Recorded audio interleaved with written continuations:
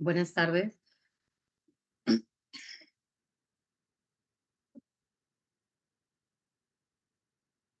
Buenas tardes, doctora.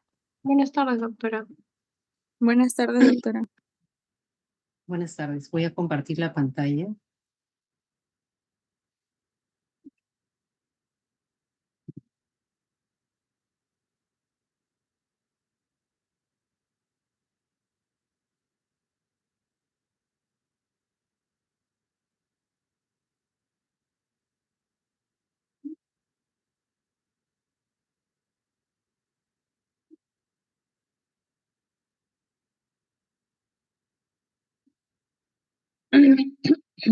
¿Sí pueden ver la pantalla? Sí, doctora. Ya, vamos a empezar la clase. Por favor, les voy a agradecer si es que se llegara a salir, qué sé yo, la delegada me llama por teléfono, por favor, si hubiese algún problema de conexión.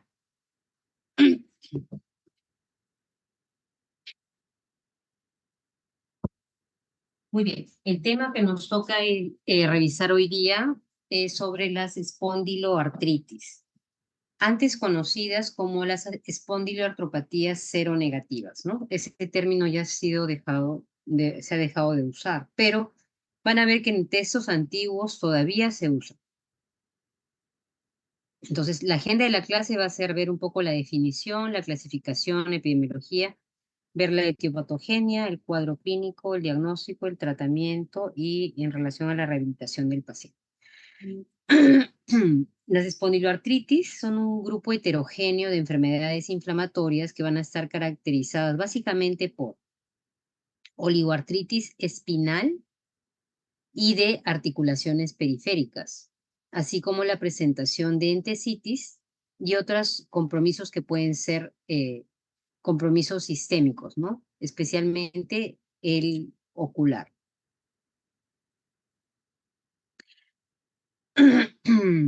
Es importante recordar que clave importante para poder clasificar a nuestros pacientes es reconocer el tipo de dolor.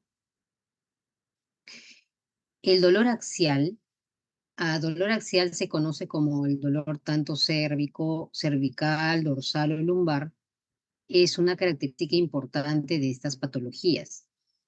Especialmente lo que se ve afectada es más la zona lumbar, como ustedes ven acá, pero puede ser afectada en la cervical, dorsal y la lumbar, ¿no? Lo más frecuente es la zona lumbar. Sabemos nosotros que el dolor lumbar es igual a lumbalgia, y la lumbalgia es una causa muy importante, frecuente de consulta médica, de medicina general. Por eso es que ustedes tienen que sacar conceptos claros de cuándo yo puedo llamar a este dolor lumbar o una lumbalgia inflamatoria. Generalmente son pacientes menores de 45 años, cuyo dolor tiene una duración mayor a 3 meses, con inicio insidioso, con una rigidez matutina más de 30 minutos. Este dolor va a mejorar con el ejercicio, va a ser peor en el reposo, va a mejorar con los AINES, y es un dolor que lo va a despertar al paciente durante la segunda mitad de la noche, ¿no? Y que el paciente se despierta, camina, le mejora la actividad. Entonces, no nos olvidemos de estas características, que son las características muy importantes que ustedes tienen que diferenciarlas de un dolor mecánico, ¿no? El dolor mecánico generalmente va a ser en mayores de 45, generalmente es más agudo, puede ser generalmente no tiene rigidez y va a mejorar con el reposo, ¿no? La diferencia que nuestro dolor inflamatorio empeora. ¿Cuál era la clasificación clásica hasta hace varios años, no? La espondilitis anquilosante, que es la forma más importante de compromiso de espondiloartritis axial actualmente. La espondiloartritis psoriásica, que puede ser axial o periférica. La artritis reactiva son aquellas que se asocian a las infecciones, las enteropáticas, las asociadas a las enfermedades intestinales inflamatorias, las espondiloartritis de inicio juvenil, las que son las artritis idiopáticas juveniles que se relacionan entre citis y las indiferenciadas. Y actualmente, generalmente, la dividimos en espondiloartritis axial, radiográfica o no radiográfica. Radiográfica, ¿no?, el hallazgo ya en las radiografías simples, y no radiográfica es aquella que se caracteriza por hallazgos precoces de sacroileitis por resonancia magnética, y también que con la presencia de la HLA-27 y otros criterios clínicos. Y las espondiloartritis periféricas, que pueden ir con psoriasis o con enfermedad inflamatoria intestinal, con una infección precedente, o aquellas que no tienen psoriasis ni enfermedad inflamatoria intestinal ni infección precedente. Muy bien. Como nuestra espondilitis anquilosante es, digamos, la más representativa de las espondiloartritis axiales, vamos a hablar un poco al detalle sobre eso. Es más frecuente en el sexo masculino, ¿no? Generalmente se presenta en una edad joven, ¿no? Entre los 20 a los 45 años, preferentemente menos de 45 años. Su incidencia va a depender de dónde se ha hecho el estudio, generalmente 7.3 por cada 100.000 pacientes años.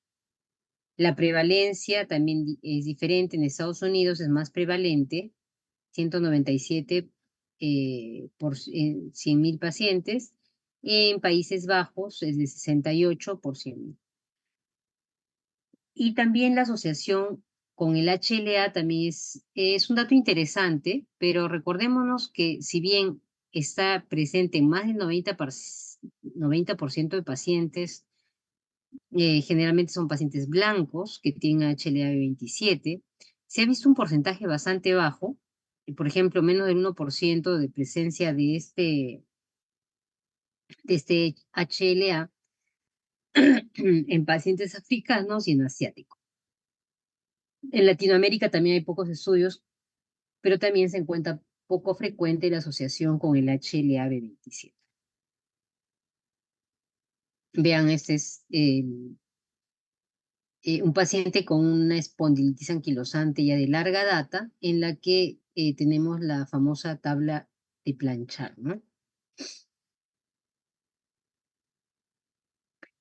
La artritis psoriásica, generalmente hasta un 0.2 en la población general, 0.2%. La psoriasis se presenta en 1% de la población general, solo psoriasis. Afecta al 30% de los pacientes con psoriasis, o sea, 3 de 10 pacientes con psoriasis van a llegar a ser artritis psoriásica. La relación por sexo es igual, 1 a 1, y la asociación con la presencia de HLA-B27, aquellos que tienen un compromiso axial tipo espondilítico, hasta un 60-70%, y 25% en aquellos que tienen compromiso periférico. Hay que recordar que muchos pueden debutar en diferentes periodos de tiempo. Quiere decir que hay pacientes con psoriasis que a lo largo de los años debutan con artritis psoriásica. Hay pacientes que debutan con artritis y en el tiempo tienen la forma de la psoriasis, o sea, presentan la forma de la psoriasis cutánea.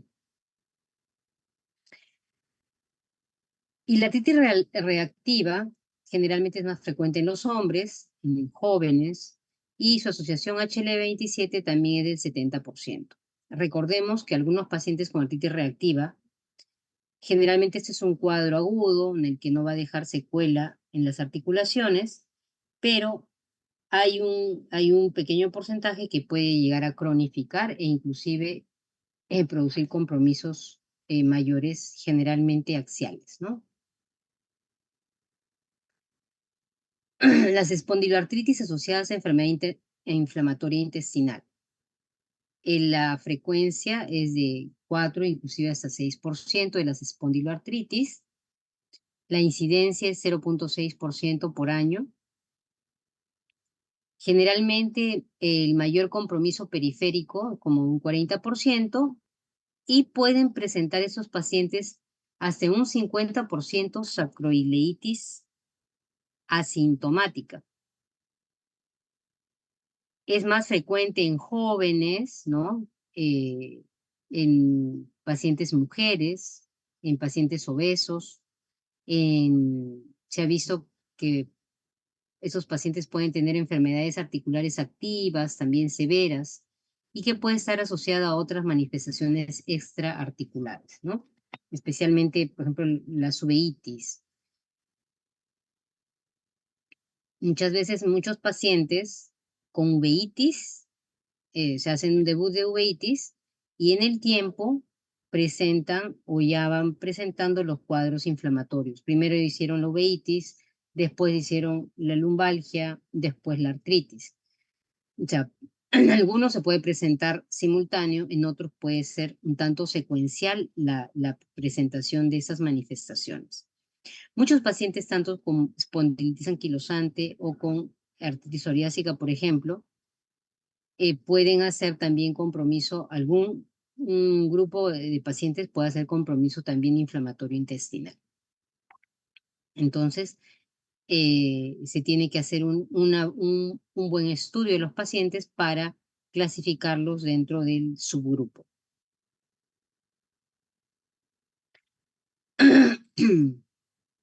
Muy bien, entonces, la etiopatogenia. La etiopatogenia de este grupo, como habíamos mencionado, es un grupo heterogéneo de patologías, tiene un origen también multifactorial, de un fondo genético importante, en lo que hay asociación, ya habíamos hablado del HLA27, pero también hay otros genes que pueden estar participando, y un origen también que puede estar relacionado con el ambiente, especialmente las infecciones, la disbiosis intestinal. Miren ustedes, este por ejemplo es todos los genes que pueden estar asociados, ¿no? Eso, por ejemplo, con espondilitis anquilosante, acá tenemos los cromosomas, generalmente el cromosoma 6, y van a ver ustedes que hay otros genes como el HLA-B60, el ERA1, ¿no? El gen de la IL-23, hay otros genes, esos están definitivamente asociados con la espondilitis anquilosantes, ¿no? Las señales transductoras de activador del STAT3. Estos son los genes que se han visto, pero no están consistentemente asociados, y otros en los que han tenido cierta asociación. O sea, los más importantes, los que han sido más estudiados son estos grupos, ¿no? Hasta el momento, porque eso se va actualizando cada cierto tiempo. Y, por ejemplo, los genes asociados con psoriasis o artritis psoriásica son el HLA-C 0602, igual en el cromosoma 6, HLA-B, los alelos, también el IL-23 del receptor, el IL-12, también son de los genes más frecuentemente asociados en la etiopatogenia de las espondiloartritis, en este caso de las dos más representativas, que es la espondilitis anquilosante y la artritis psoriásica, ¿no? Como hemos visto, el HLA-27 es un alelo del HLA-B en el complejo isocompatibilidad de clase 1, ¿no? Ya habíamos visto el cromosoma 6. Está presente en menos del 10% de la población general. Tiene varios subtipos, una familia de alelos. Los más comunes son del subtipo del 05, B2705, B2704, del B2702, B2707. Y también existen otros genes no HLA, ¿no? Se ha visto que sí hay asociación familiar, 20% de ellos tienen antecedentes familiares de presentarlos, ¿no? El HLA-27 está dentro de los puntos que ponen el grupo de estudio, los grupos de estudio de la espondilitis. Se dice que puede ser necesario, pero no suficiente. Se presenta en menos del 5%, que lo tienen son afectados y se les asocia según su patología. Entonces, habíamos visto que, por ejemplo, de acuerdo a las formas clínicas, la espondilitis anquilosante tiene HLA-27 positivo hasta un 95%. En la reactiva va del 50 a 75%. En la psoriásica hasta el 70% cuando es axial y solo 25% cuando es compromiso periférico. Y en las otras que son indiferenciadas, hasta un 50% puede tener HLA-B27. Entonces, consideremos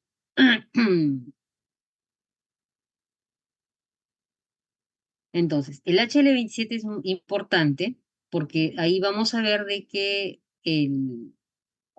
hay varias hipótesis, ¿no? Por ejemplo, de los péptidos artritogénicos, ¿no? Que van a llevar, junto con el HL27, va a llevar a la vía inflamatoria de la interleuquina 17, ¿no? Tenemos otra hipótesis de la formación de homodímeros, ¿no? Especialmente por la CD4. Tenemos otra hipótesis en la que se va a producir una respuesta por el ER y que va a llevar a la producción de la vía de la interleuquina 23, que son citoquinas proinflamatorias muy asociadas, y la alteración también. Otra vía es la alteración, por ejemplo, del ERAP1 y 2, en la que va a interaccionar también con el HLA-27 y llevar a la producción de las citoquinas proinflamatorias que están que son las que van a llevar a producir la inflamación y las formas clínicas de las manifestaciones clínicas de estas patologías. Habíamos mencionado el mecanismo por las infecciones. Entonces recordemos nosotros que tenemos, por ejemplo, el tracto gastrointestinal humano está colonizado por más de 100 trillones de bacterias que representan más de 1000 diferentes especies de bacterias. Entonces, a todo esto se conoce como el microbioma intestinal.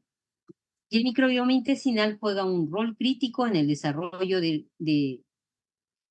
tanto de la homeostasis del sistema inmune, y se ha visto su importancia cuando es alterado ese microbioma intestinal. Se supone que en microbioma intestinal tenemos todas estas bacterias que ustedes ven, ¿no? Esta gran cantidad de bacterias son las bacterias normales comensales, ¿no? Y que van a ser alteradas cuando vienen bacterias invasoras, como por ejemplo las que se han reconocido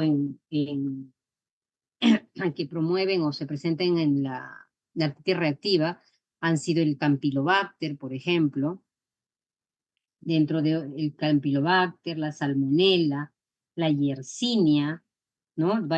Tanto la Yersinia enterocolítica como la Yersinia pseudotuberculosa, la Shigella, el Clostridium, ¿no? Ese es dentro de lo que es el tracto gastrointestinal. Entonces, cuando estas bacterias rompen la barrera intestinal, y cuando ya se altera el equilibrio, eso se llama disbiosis. Y esta disbiosis nos va a llevar a que haya una activación de nuestra inmunidad innata, ¿no? Llevando a fagocitar al patógeno y finalmente la producción de citoquinas inflamatorias. O también por la vía de la inmunidad adaptativa con activación de las células dendríticas, ¿no? Que van a llevar a la estimulación de tanto células B que van a diferenciarse en células plasmáticas y a la inmunidad adaptativa también, y formando anticuerpos para combatir a estos patógenos. Y finalmente se van a estimular las vías del TH1 y el TH17, produciendo citoquinas proinflamatorias como el interferón gamma y la interleuquina 17. Y también se ha visto un mecanismo de mimetismo molecular que producen estas bacterias, ¿no? Llevando a producir autoantígenos. Entonces, ¿cuál sería, viendo todo ello, cómo se presentan los pacientes? ¿Cómo vienen? Generalmente este es un caso de un paciente varón de 26 años, sin antecedentes de importancia, que refiere un dolor lumbar crónico, no irradiado, que se incrementa con el reposo y tiene un dolor glúteo alternante asociado a rigidez matutina. Este paciente se automedica con AINES y nota una mejoría parcial. ¿Qué tipo de dolor es el que hemos descrito?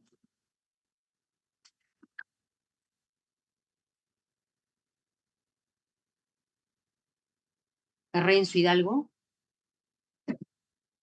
¿me escuchan?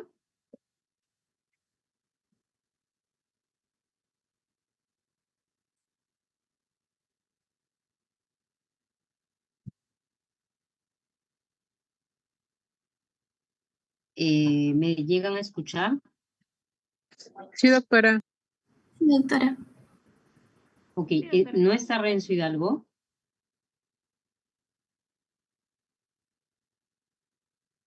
Ok. Ronaldo Ojeda.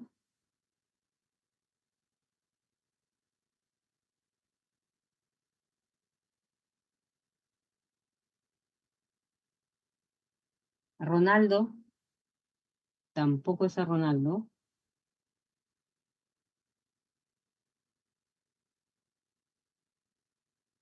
Ángel Cifuentes.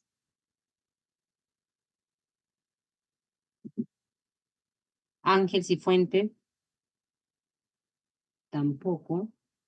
Diego Córdoba. Presente, doctora.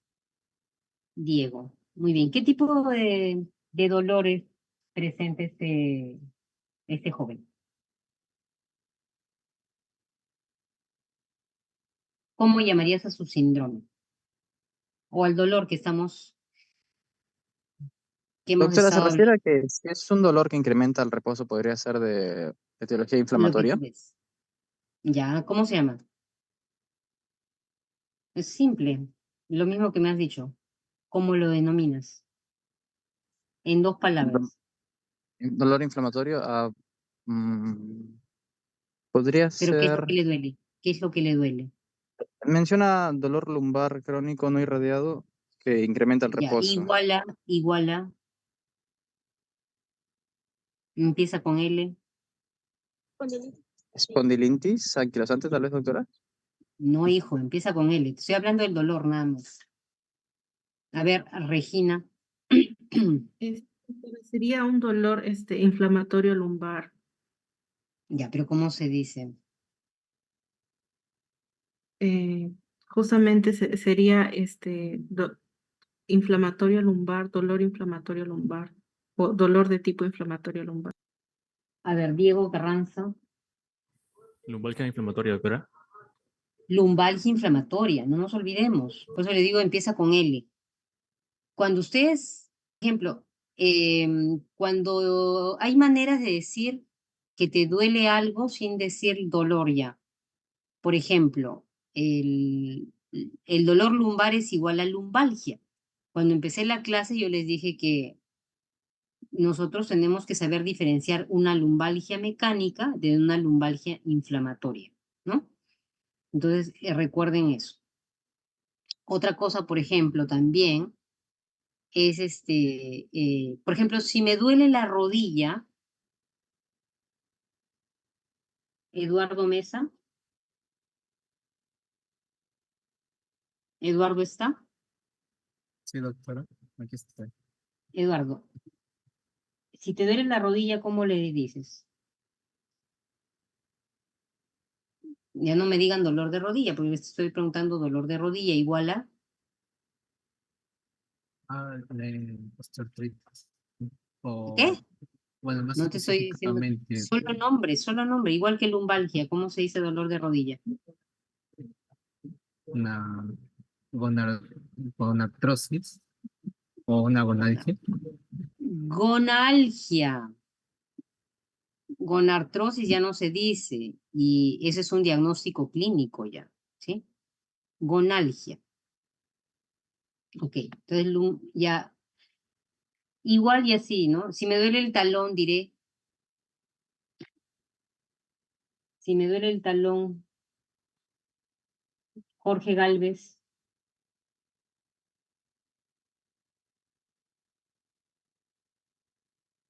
Jorge está.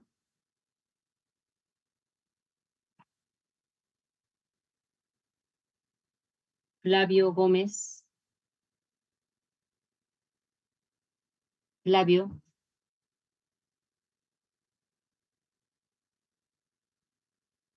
Mafer López.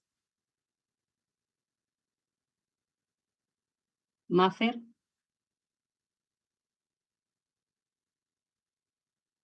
Javier Muñoz. Doctora.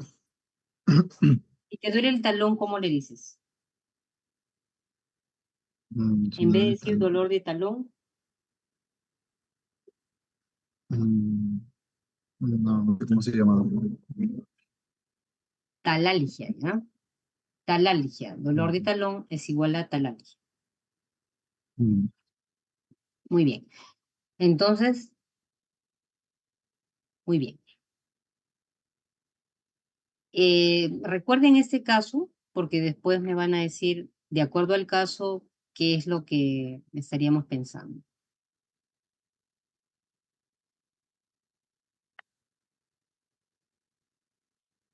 Muy bien, entonces el cuadro clínico generalmente se presenta por la lumbalgia inflamatoria, que ya les he mencionado las características, ¿no? Empeora con el reposo, le despierta en la segunda mitad de la noche.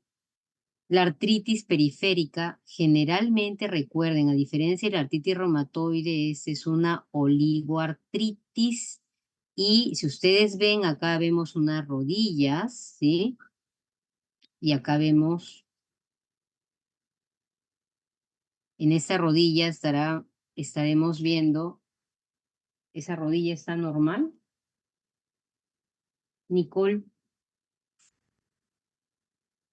Nicole Paico.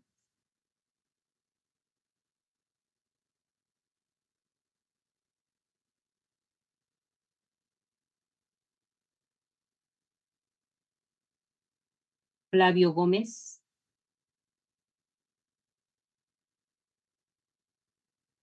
Flavio.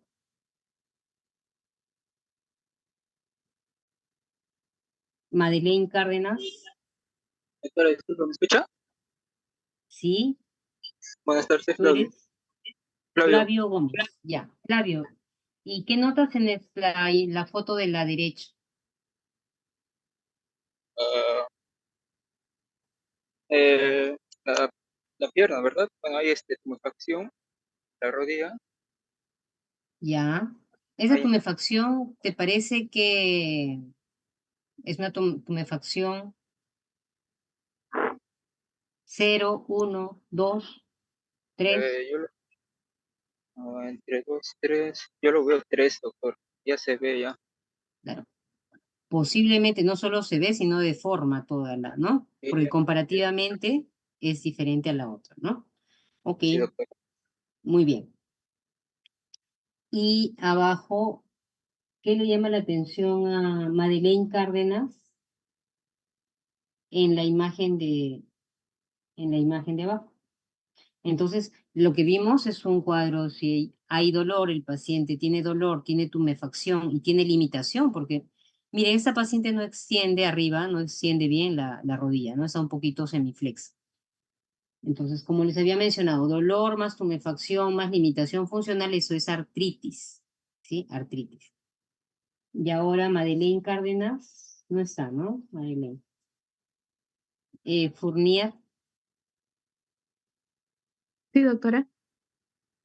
ok. ¿Qué nos puedes describir de la imagen de abajo? También había tumefacta en el Eh, talón derecho.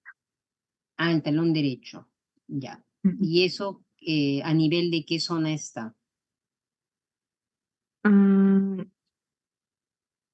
¿Qué piensas que es eso? a ver qué podría ser. Por la localización, ¿no?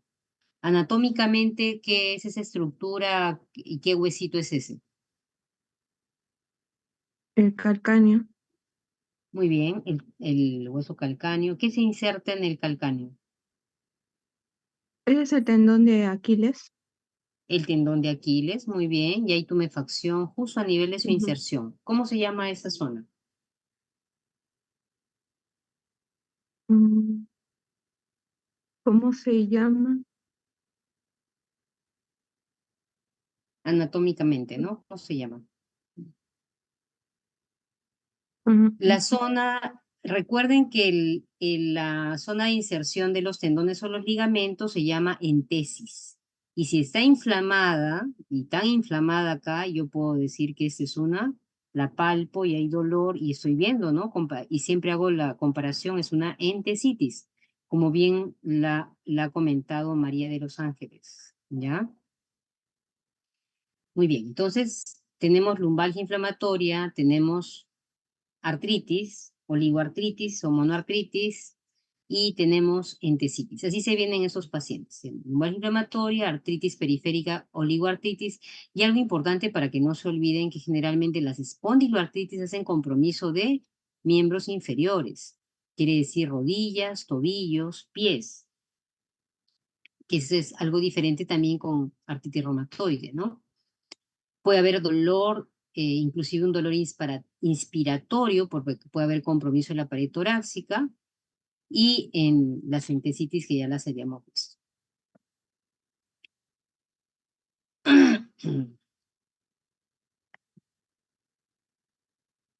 Muy bien. Entonces, esos pacientes con el tiempo pueden hacer no solo dolor, sino rigidez de la columna, ¿no? Y para nosotros hacer un diagnóstico de una espondilitis anquilosante, tenemos que hacer algunas maniobras en las que evaluemos si hay compromiso de la movilidad. Entonces, hacemos el test de Schober, en la que nosotros vamos a medir 10 centímetros para arriba de la espina ilíaca posterior superior, 10 centímetros medimos y 5 centímetros para abajo, y hacemos que el paciente flexione. Lo normal, acá tenemos la medida, lo normal es que discurra esto hasta 15, quiere decir 15 menos 10 igual a 5. El valor del test de Schober 5 es lo normal. Si yo tengo un paciente con espondilitis, el paciente no podrá flexionar bien la columna en los 3 planos, en su flexión anterior, tanto la flexión lateral, ¿sí? Entonces vamos a tener posiblemente el Schober, el paciente ya no va a llegar a 15, llegará a 12, por ejemplo. Si es 12 menos 10, 2. Su Schober será 2. Entonces, eso ya es algo patológico, ¿no? Es el test de Schober. También igual se hace la evaluación, me imagino que si es que han tenido la oportunidad de ver un paciente con espondilitis, también se evalúa la rotación cervical con un goniómetro viendo el ángulo si hay disminución del ángulo de rotación cervical a la derecha o a la izquierda, y también si hay limitación a la flexión lateral de la columna, ¿no? Que eso para nosotros es una valoración que se llama BASMI. Eso se llama clinimetría, ¿ya? También evaluamos, como hay compromiso también de la parte a nivel de las costillas, de la inserción eh, de las articulaciones condroesternales, perdón. Entonces, vamos a hacer Evaluamos también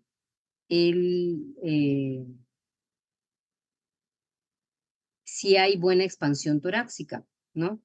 Si hay buena expansión torácica o está limitado. Eso también es parte de la evaluación. También parte de la evaluación es medir la distancia entre los malleolos, la distancia intermalleolar. Todo eso tiene una puntuación que nos va a ayudar en hacer el seguimiento del paciente. Ok.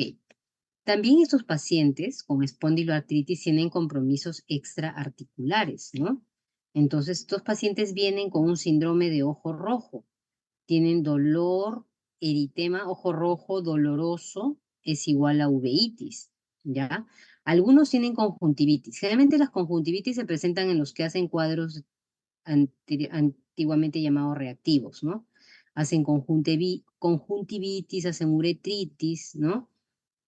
Las uveitis son de tipo anterior. Recuerden que, por ejemplo, es muy importante cuando es uveitis anterior buscar ese tipo de patologías. Si tu oftalmólogo dice que es una uveitis posterior, hay que descartar tuberculosis, ¿ya? Entonces, uveitis anterior aguda que se presenta en casi 35% y que puede llevar hasta la ceguera, porque estos pacientes pueden hacer sinequias, cicatrices, glaucoma y ceguera finalmente, ¿no? Puede haber un compromiso cardiovascular porque puede haber aortitis, inflamación de la aorta ascendente, puede llevar a insuficiencia de la válvula aórtica, alteraciones de la conducción, puede llevar a producir cardiomegalia, pericarditis, inclusive hace infarto de miocardio, ¿no? En el pulmón, a diferencia, por ejemplo, de la esclerosis sistémica o otras enfermedades difusas del tejido conectivo, lo que vamos a ver es una fibrosis a nivel de los ápices, ¿no? O puede haber engrosamiento pleural o también de la pared bronquial. Entonces, fibrosis a nivel de los ápices. En gastrointestinales he mencionado que puede haber una enfermedad inflamatoria intestinal, ¿no?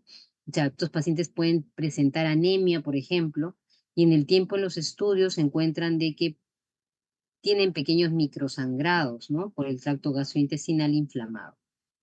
Pueden tener algún compromiso renal por una nefropatía por IgA, pueden hacer amiloidosis hasta casi un 10%, pueden presentarse inclusive glomerulonefritis.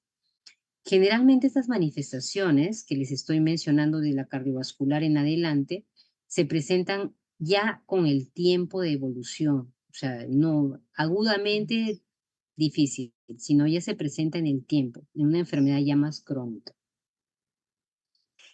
Y obviamente como es crónica, también pueden presentar a esos pacientes compromiso del sistema nervioso, porque puede haber fractura vertebral. Ustedes dirán fractura vertebral, pero está con es una espondilitis. O sea, entre comillas, recordemos que si bien hay formación de puentes óseos, que los vamos a ver más adelante, pero la densidad del hueso, debido a que recuerden ustedes que tenemos citoquinas proinflamatorias, todo lo que es proinflamatorio va a llevar a incremento de los osteoclastos y eso va a llevar a aumento de la resorción del hueso y eso obviamente va a llevar a que se puedan producir fracturas vertebrales. Y mucho ojo porque en la densitometría, cuando uno le va a sacar a esos pacientes, falsamente pueden tener una densitometría normal, justamente porque pueden tener o hay exceso de hay calcificación de los ligamentos, ¿no? De los paraespinales. Eso va a darnos una falsa percepción de buena densidad ósea y también porque se van a haber producido fracturas vertebrales. Entonces hay que tener cuidado, ¿no? En la valoración de la densitometría en la columna de esos pacientes. Pueden llevar a subluxaciones de la C1, C2 o inclusive llevar a un síndrome de Cauda-Equina, ¿no? Entonces, el diagnóstico es muy importante considerar el cuadro clínico, que es muy importante, que el dolor axial, ya les he mencionado, dolor axial inflamatorio, ya puede ser cervical, dorsal o lumbar, ¿no? Recordemos que, por ejemplo, en las pacientes con espondilitis anquilosante, mujeres no hacen un cuadro de lumbalgia inflamatoria parecido a los varones. Ellas generalmente hacen más cervicalgia inflamatoria, ¿no? Es lo que hemos visto. Entonces hay que tener bastante cuidado cuando hacemos la historia de los pacientes. Veremos las imágenes y el apoyo, los laboratorios de apoyo al diagnóstico, ¿no? Para llegar a un diagnóstico de una espondiloartritis. Entonces, bueno, en clase, en el grupo habíamos visto las radiografías. Primero se empiezan con radiografías convencionales. Si mi paciente tiene dolor, entonces haré radiografías buscando, en este caso, radiografías de sacroiliacas, viendo sacroileitis radiográfica, ¿no? El compromiso generalmente es bilateral, es simétrico y es progresivo en espondilitis anquilosante. Está dentro de los criterios de clasificación de Nueva York para la espondilitis anquilosante. Puede ser es 0 si es normal, o sea, se ven bien las sacroiliacas. Es grado 1 cuando hay cambios sospechosos, el 2 cuando hay una mínima normalidad, algunas áreas tal vez pequeñas con erosiones o esclerosis, sin alteración del espacio articular. El grado 3, en cambio, ya hay una moderada sacroileitis o avanzada en con uno o más de los siguientes hallazgos: erosiones, esclerosis, ensanchamientos, estrechamientos, anquilosis parcial, y en grado 4 ya es una severa anquilosis, quiere decir que ya prácticamente no vemos las sacroiliacas.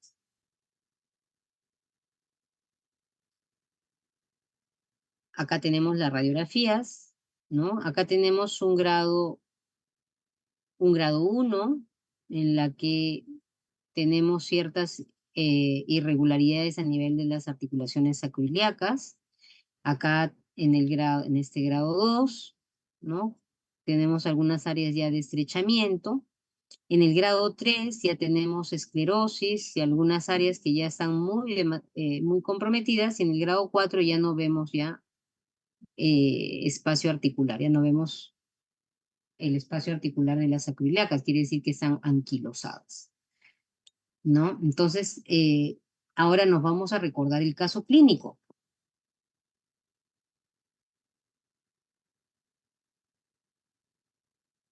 Albines. Presente, doctor. Albines, el paciente que tenía, ¿te parece que tenía sacroileitis? ¿Por qué? El paciente del caso clínico.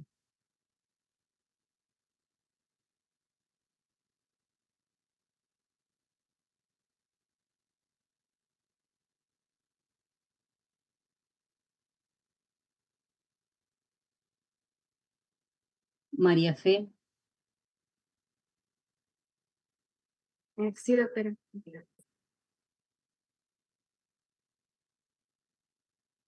Lo mismo.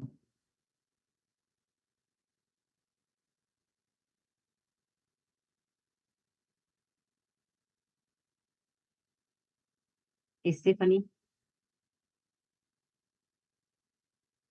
Stephanie Arena. Sí, doctora.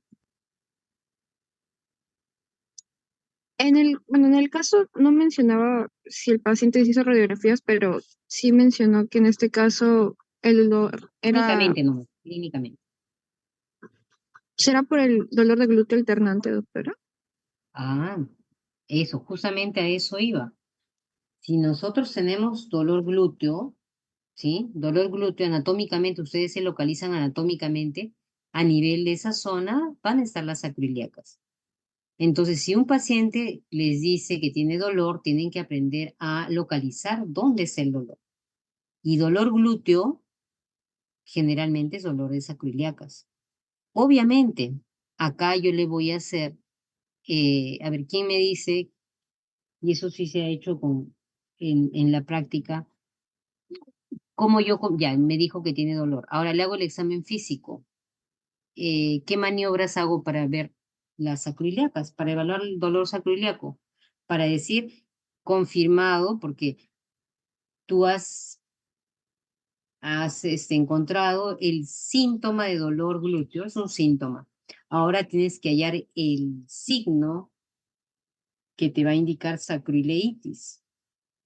Y con eso, de acuerdo a eso, tú vas a llevar a tus radiografías, ¿no? A ver, Jackie, ¿de qué hospital eres? Doctora, buenas tardes, de la Almenara. Buenas tardes. Ok, ¿quién es tu profesor de práctica? Ahorita es el doctor, es nuevo, Palomino, creo que se apellida. No ¿Palomino o recuerdo. Pimentel? Pimentel, disculpe. Ya, ok. Muy Sí, bien, doctora, creo que podría ser el signo de la segue, se escribe, la segue. la Nos segue. podría ayudar. Ajá. ¿Por qué te va a ayudar la segue? A ver, cuéntame. ¿La segue para qué es? Para ver el dolor desde la L5 a la S1. Ya, pero esa es otra cosa, ¿no? La segue es una evaluación de la parte neurológica. Yo no estoy evaluando, o sea, tú no es que estamos ahorita en reumatología. El segue lo usamos para evaluar si hay una radiculopatía L5S1. Ahorita no estamos hablando de dolor neuropático para nada. Estamos en otro capítulo, reumatología. A ver, Gabriela. Ya. Ok, o sea, las series tú le vas a hacer dentro de tu evaluación clínica. Sí, o sea, de acuerdo, ¿ya? Porque tienes que evaluar todo. Pero digamos, ahorita la pregunta básicamente es para ver cómo detectas sacroileitis. Ujú. Gabriela, ¿de dónde eres, Gabriela? Sí, doctora, soy del hospital de Almenara. ¿Quién es tu profesor? Ahorita es el doctor Paucar. ¿El doctor? Paucar. No te escucho bien. ¿Quién? Ahorita estoy. ¿Ahora me escucha, doctora? Ahora sí. ¿Quién es? El doctor Paucar. Paucar. Pero él es de medicina, ¿no? Ujú. ¿Y tu reumatólogo, quién fue? Pimentel y la doctora Medina. El doctor Pimentel. Ya. A ver, Gabriela, ¿qué maniobras te han enseñado para evaluación de sacroiliacas? La maniobra de apertura y la de cierre y la de Faber. No te escucho bien. Acércate Ahora, un poquito. ya. Ya, ahora mejor. Maniobra de Ya, apertura. ¿Me la escuchó? apertura Maniobra de apertura y y la de cierre. la de qué? Cierre. A ver. Favere. Sí, también esa. Ok, ya. Muy bien. ¿Alguien más?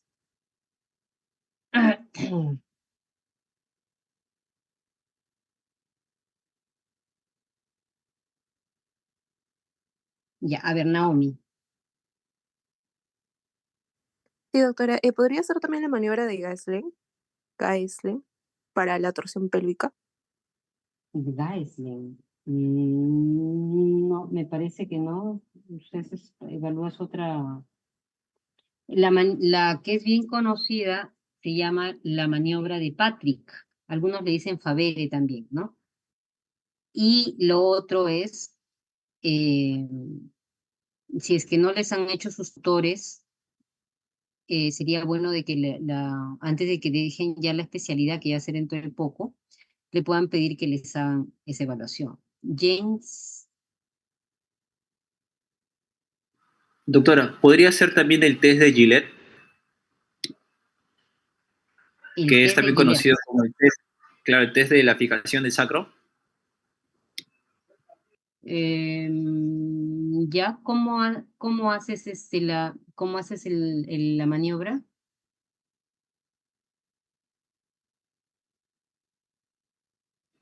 El paciente está en bipedestación y hace una flexión de la pierna, pero a la misma vez el evaluador hace una compresión sobre las crestas ilíacas. Ya. Por ejemplo, una Al dolor, manera, Ya, una manera de evaluar rápidamente es la compresión a nivel de las crestas ilíacas, ¿sí? Cuando comprimes también sin, independientemente de levantar o flexionar la pierna, es compresión directa, o sea, compresión de las crestas ilíacas.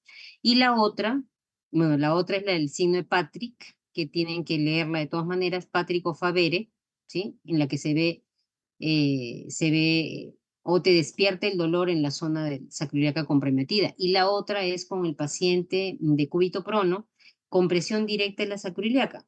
O sea, van a comprimir directamente con el puño las sacroiliacas, ¿no? Y van a producir dolor. Ojo, eso no exime de que previamente hayan evaluado todos los movimientos de la cadera, ¿no? Que son, ya saben ustedes, flexión, extensión, rotación interna, rotación externa, abducción y aducción, ¿ya? O sea, todo eso es importante. Recordemos, por ejemplo, si ustedes ven, se fijan bien, recordemos que estas enfermedades pueden hacer artritis en miembros inferiores. ¿Qué les parece a Areta del Boy? Sí, doctora. Dime, ¿cómo está la articulación coxofemoral de la primera de la izquierda, arriba? Primer cuadrante izquierdo, el superior.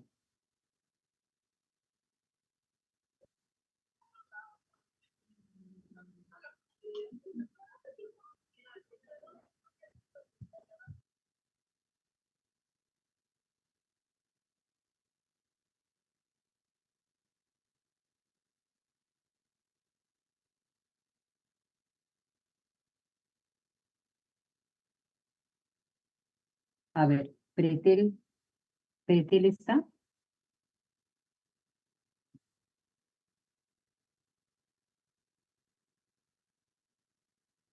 Pretel faltó. López, Hermelinda. Sí, doctora. La imagen Sí. superior izquierda, ¿cierto? Sí. La que está apuntando la flechita blanquita, Flechita. si no me No, equivoco, no, o la ese es otra. el lado derecho. Ay, ay, Sí, ay. ese es el lado derecho. Al izquierdo. De hecho, coxofemoral. Ya. Se puede ver cierta erosión de la cabeza femoral de izquierda y el espacio articular también está ciertamente reducido. Ya, erosión, no hay erosión, ¿no? Lo que pasa que esto me parece que es la parte de la zona donde pasa la arteria nutricia, no impresión de erosión, pero sí hay una disminución del espacio articular y una esclerosis subcondral. Igual que acá, vean, hay disminución del espacio articular y esclerosis subcondral. O sea, quiere decir igual acá, miren acá y acá, ¿no? Entonces, estos pacientes hacen con frecuencia compromiso también de las caderas. O sea, también hacen una osteoartritis de cadera secundaria, ¿ya? Entonces, eso es lo que también nosotros estamos viendo ahí. Por eso es que les mencionaba de que es muy importante el examen físico completo, ¿no? Primero de caderas, después será ya de las sacroiliacas. Ojo, pero el dolor de cadera, cuando me duele la cadera, Hermelinda López fue quien me contestó, ¿cierto? Sí, Helen doctora. Torres. Helen, Sí, doctora. cuando te duele la cadera, ¿qué zona anatómica te duele? ¿En qué parte te Sobre queda el todo dolor? la región inguinal. Muy bien, la región inguinal, ¿ya? Recuerden, porque a veces algunos dicen, me duele la cadera y se agarran los trocánteres. Eso no es cadera, ¿ya? La articulación de la cadera, generalmente el dolor que el paciente presente es a nivel de la zona inguinal, ¿no? Muy bien, entonces eso nada más para recordar y estar un poco, tienen que salir aprendiendo cosas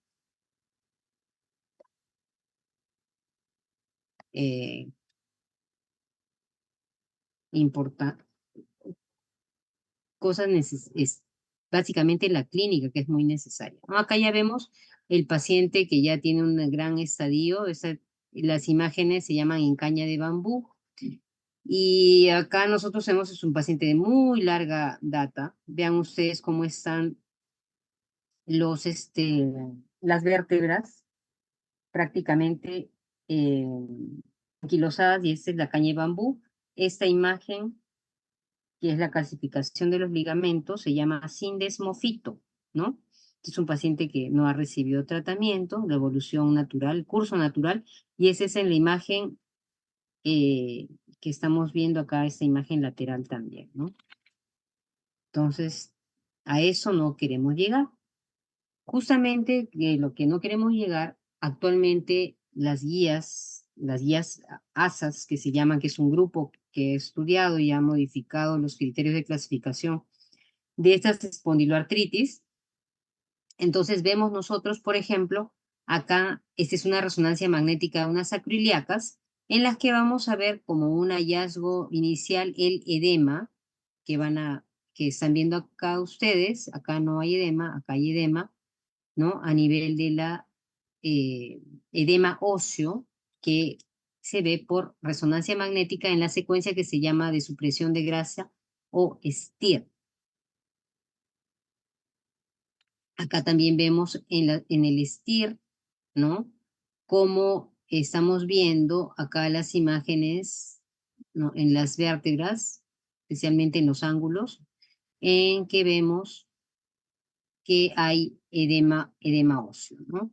También se piden las secuencias de T1, STIR y T1. Esta es una resonancia magnética de un paciente también con espondiloartritis, en el que nosotros también podemos evaluar en resonancia magnética la presencia de, acuérdense, este es un tobillo lateral, y acá estamos viendo la zona de la inserción del tendón de Aquiles. O sea, acá esa imagen que se ve en STIR es por la inflamación o la entesitis. Y también podemos ver nosotros entesitis por ecografía. Entonces, los criterios de clasificación del grupo ASAS para espondiloartritis axial, considerando pacientes con dolor o lumbalgia más de 3 meses y en la edad menor de 45 años, considerando sacroileitis por imágenes más cualquiera de estas características, ya sea el dolor inflamatorio axial, la artritis, la entesitis, especialmente en los talones, la uveitis, la dactilitis, la psoriasis. La dactilitis es igual al dedo en salchicha, ¿no? La psoriasis, el Crohn o la colitis ulcerativa. La buena respuesta a los AINES, como lo tuvo este paciente del caso, la historia familiar de espondiloartritis. Siempre que sospechemos de una espondiloartritis, tenemos que buscar historia familiar, la presencia del HLA-27 o los reactantes de fase aguda elevados. O se puede hacer mediante también la presencia del HLA-27, pero recordemos que el HLA-27 en nuestra población no es tan frecuente como en aquellos arios de raza blanca, ¿ya? Más dos de otras características, ¿no? Más de otras de estas características, ¿no? Y sacroileitis por imagen es lo que habíamos mencionado, ¿no? O sea, inflamación activa en resonancia magnética, que es el edema óseo, y definida sacroileitis de acuerdo a la radiografía simple que también ya habíamos mencionado. Entonces, vamos a pasar a la siguiente parte de la presencia o no de psoriasis. O sea, con psoriasis, cuando hablamos ya de lo que es artritis psoriásica, vamos a ver que hay varios dominios, ¿no? Puede haber un dominio de compromiso periférico, caracterizado por artritis, por entesitis, casi hasta un 50%, y dactilitis. La entesitis igual en fascia plantar o en Aquiles, y la dactilitis. La dactilitis, ¿cuál es la dactilitis? Acá vean ustedes, el dedo en salchicha, ¿no? Que es más frecuente en pies, puede ser aguda o crónica y asociada a enfermedad articular severa. Y el dominio axial, que va a ser sacroileitis unilateral, Recuerden que en espondilitis anquilosante más frecuente es la sacroileitis bilateral. En cambio, en artritis psoriásica, el compromiso axial no es tan frecuente y generalmente es sacroileitis unilateral más frecuente. Si es bilateral, va a ser similar a la espondilitis, ¿no? Y el compromiso ungueal. Cuando les comentaba a mis alumnos, cuando hagamos una historia clínica, vamos a describir estas uñas. ¿Cómo la describiríamos? A ver, Andrea Rojas. ¿Te llama la atención las doctora. uñas? ¿Te llama la Parece atención? que presenta, parece que tiene una coloración amarillenta y no lo veo bien, pero podría decir que tiene tal vez onicomicosis. Ya, justamente a eso iba. No hay alumno que pregunte y me diga lo mismo. El diagnóstico, la onicomicosis es un diagnóstico. Ojo, ¿ya? Y ustedes no tienen ojos de microscopio, ¿sí? Entonces, el diagnóstico, ustedes lo que tienen que hacer cuando hacen su historia clínica, ¿sí? El que pone diagnóstico, y es más, cuando describen las uñas le ponen onicomicosis. Eso es algo incorrecto. Si ustedes describen, pondrán lo que estaba mencionando su compañera. Hay, por ejemplo, las uñas están onicodistróficas, amarillentas, tienen onicolisis. Eso es lo que tienen que describir.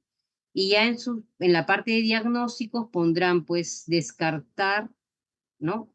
Onicomicosis, pero abajo, en la parte del diagnóstico, no en la descripción del examen físico. Ya, entonces, ojo, esas uñas hay que tener en cuenta porque después ustedes tienen que pedir, ya su plan de trabajo tendrá que, de todas maneras, como diagnóstico diferencial, hacerle un raspado, un cultivo, pero también clínicamente, en un paciente con psoriasis, mucho ojo porque puede ser su onicopatía psoriásica. Acá tenemos el talón, la entesitis, que la podemos ver, ya vieron por resonancia, y la podemos ver muy bien así. Este es la imagen hiperecoica del borde del calcáneo. Este es el tendón de Aquiles, y esta es el Doppler, la señal Doppler en ecografía que nos evalúa la entesitis, ¿no? Muy bien. Entonces, la psoriasis tiene formas de presentación. Según Molly Wright, puede ser oligoarticular, ojo, pero puede ser poliarticular. Hay una forma poliarticular muy parecida a la artritis reumatoide, ¿sí?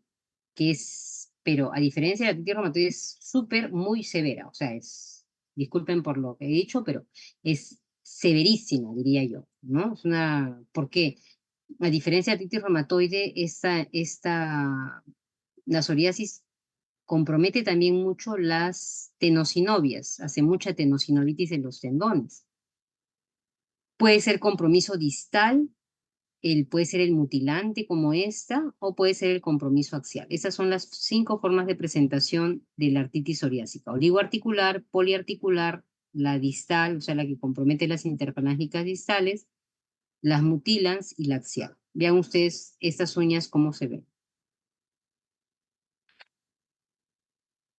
El diagnóstico también es clínico. Ojo, es algo importante de remarcar. La psoriasis, esta imagen es muy fácil de ver, pero por ejemplo, a todo paciente con artritis y que nosotros sospechemos que sea psoriasis, tenemos que buscarle zonas en las que a veces por pudor de la paciente y por el médico no haber pensado en esa patología, no las buscamos, que son zonas de psoriasis en el cuero cabelludo, y a veces el paciente no tiene diagnóstico, pero ustedes son los que tienen que hacer la aproximación diagnóstica con un buen examen clínico.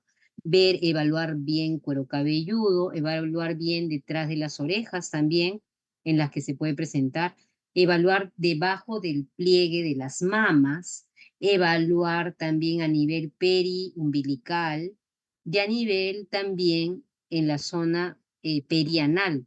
Son zonas en las que puede haber psoriasis oculta, como podemos decir, ¿no?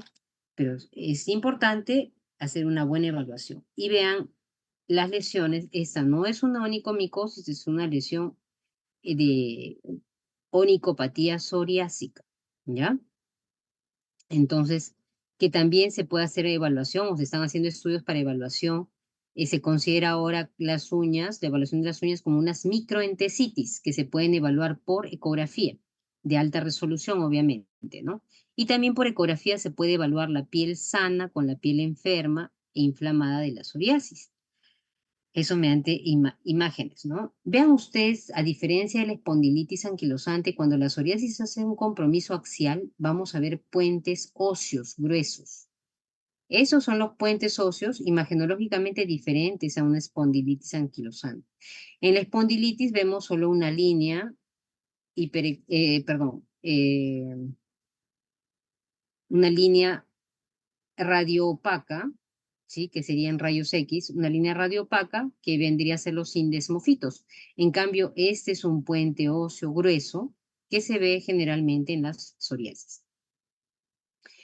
Acá nosotros vamos a ver acá la dactilitis, miren ese dedo en salchicha, y podemos ver acá nosotros las imágenes, ¿no? Las erosiones que pueden producir, porque es una entidad bastante severa.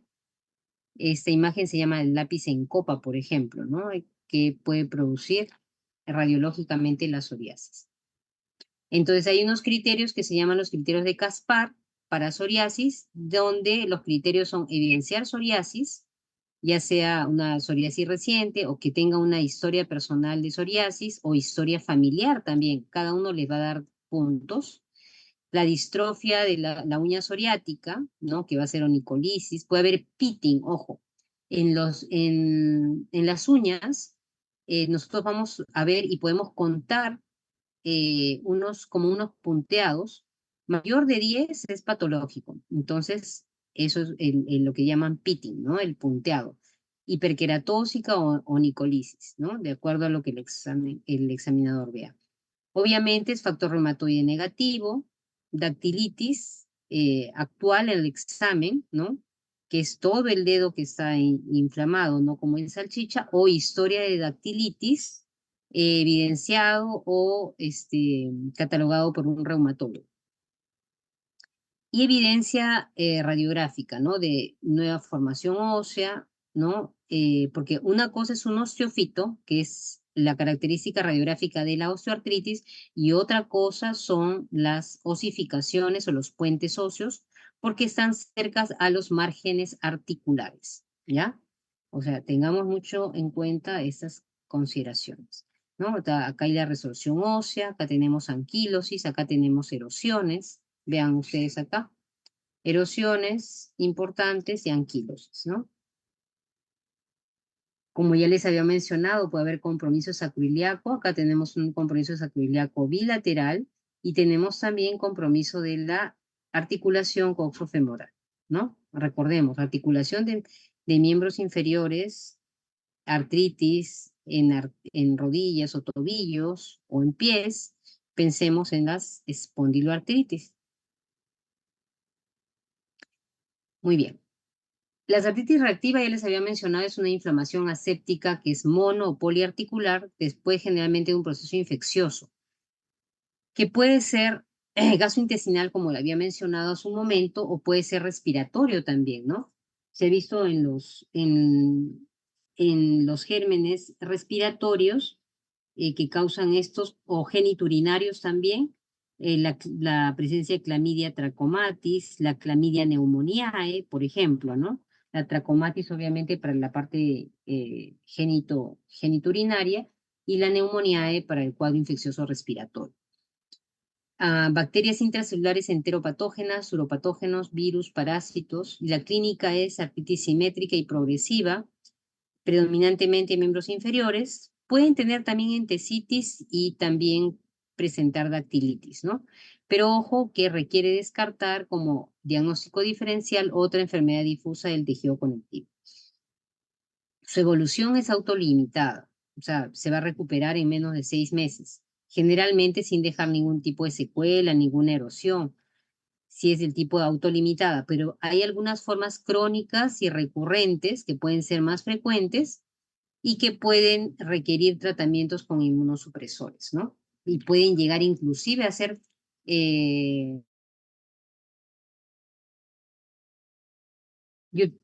para comentarles nada más que tengo un paciente de muchos años, pero el paciente con un diagnóstico inicial de artritis reactiva, les estoy hablando cuando el paciente tendría sus 18, 20 años, el paciente actualmente tiene 58 años, más o menos. Estamos hablando de un tiempo de enfermedad más de 30 años, ¿no? Ese paciente, un paciente promiscuo, un paciente bastante promiscuo y hacía infecciones genitourinarias a repetición, ¿no? Y posteriormente ya empezó a hacer artritis reactivas y actualmente ya es una forma de una espondilitis anquilosante típica, ¿no? Entonces, veamos que los gérmenes tienen su efecto también en la producción de este tipo de patologías. Ahora, las espondiloartritis asociadas a enfermedad inflamatoria intestinal, generalmente a Crohn y colitis ulcerativa, ¿no? Pueden cursar también con manifestaciones articulares como eritema nodoso, también uveitis, escleritis, y pueden hacer manifestaciones oligoarticulares, ya sea de articulaciones medianas o grandes, también en miembros inferiores. Su inicio puede ser agudo y autolimitarse sin daño articular, siendo asimétricas, o pueden ser del tipo 2, que son poliarticulares simétricas y que puede comprometer también miembros superiores. Estas generalmente van a llevar a un daño articular.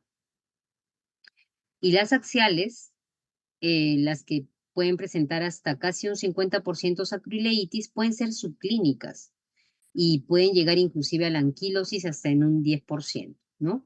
Actualmente que tenemos pacientes, las enfermedades inflamatorias intestinales, el tratamiento biológico es usado y compartimos estas, y es causa de consulta de los gastroenterólogos a nosotros los reumatólogos cuando vemos cuadros de dolor axial o artritis concomitante, ¿no?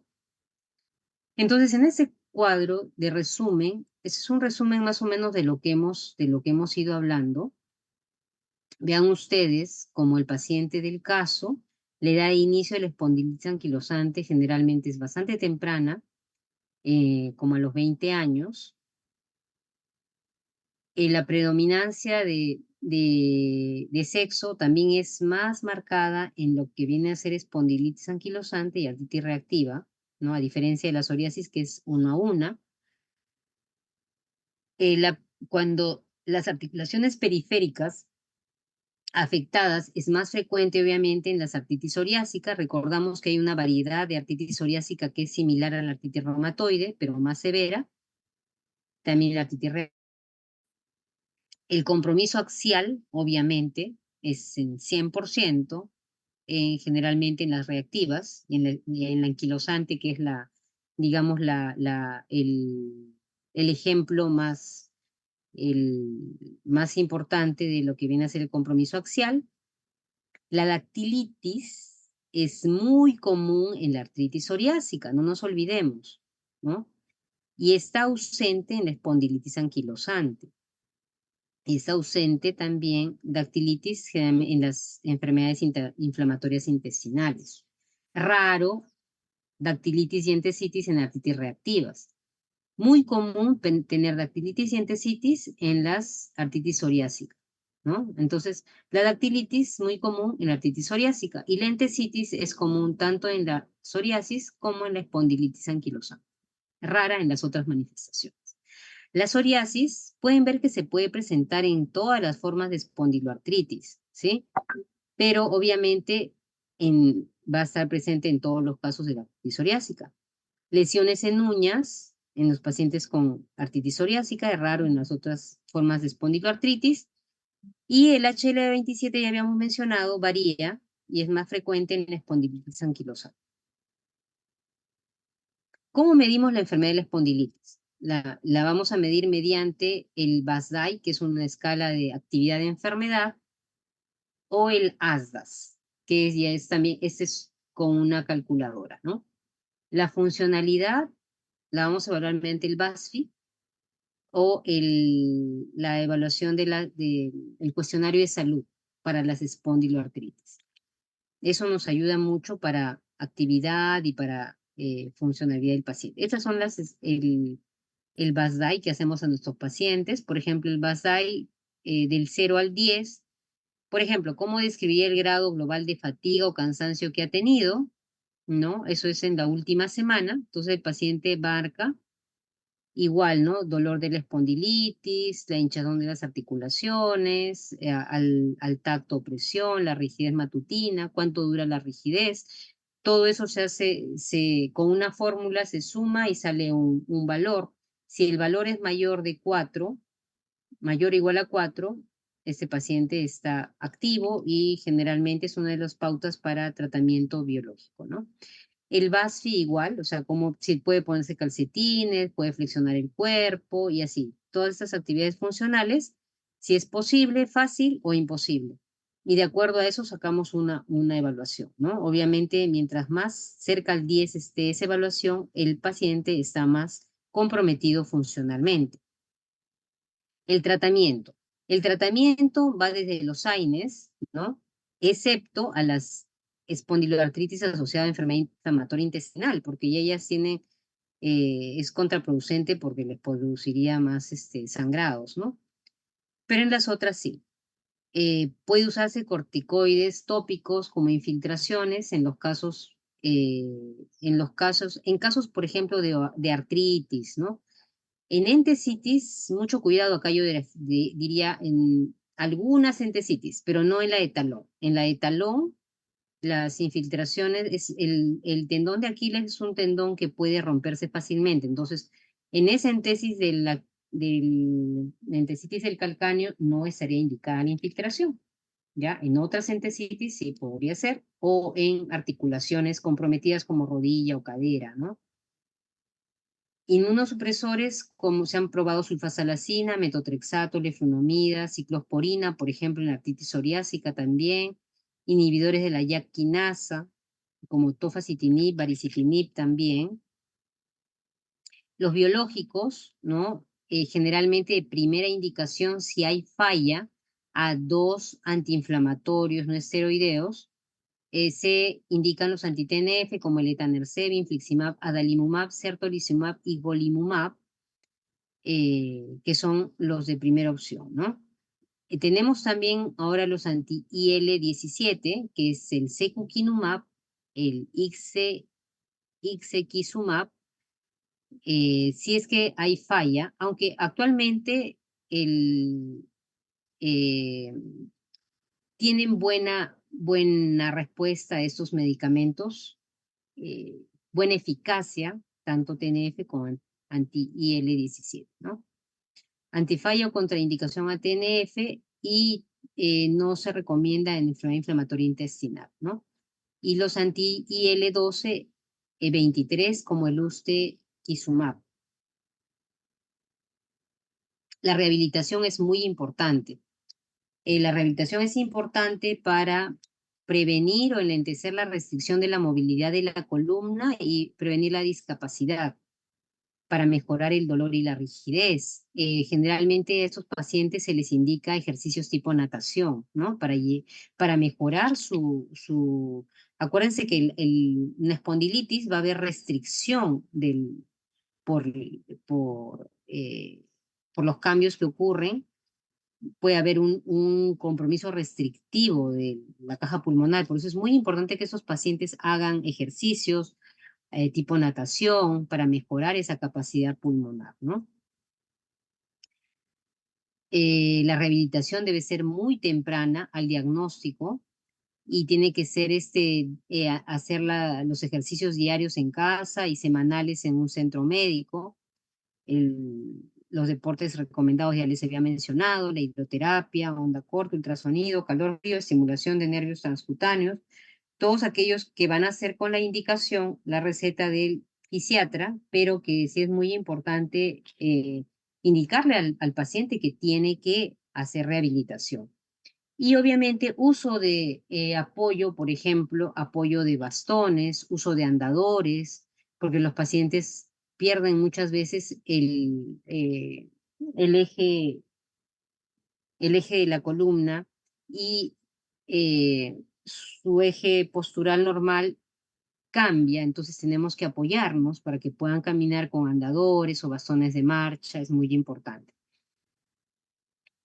Obviamente, tenemos que también prevenir, en estos pacientes les había mencionado, hacer evaluaciones para detectar precozmente si hay osteopenia, osteoporosis, para tratar adecuadamente, ¿sí? Para evitar y prevenir las fracturas, ¿no? Que pueden llevar a una discapacidad permanente de los pacientes.